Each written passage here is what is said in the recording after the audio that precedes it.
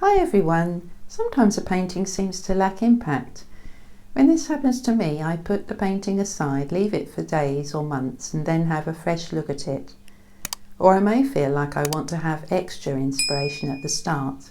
Out comes the bling, the buttons, the fabric, the colourful sequins, and I imagine what they could portray as I lay them on the paper. It may only be one thing that gives it that extra wow factor. PVA glue I find works well, and sharp scissors. Also cropping can transform a painting.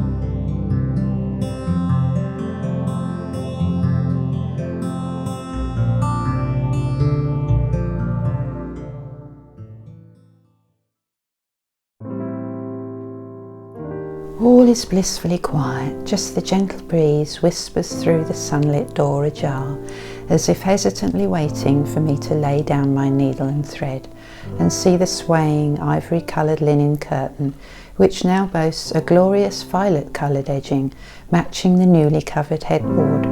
Yes, it's worth the inconvenience, as I've never really enjoyed sewing, unlike my granny who had a fascinating sewing machine. That as a child I loved to trace the path of the various coloured cotton reels, leading up and down and around to the needle.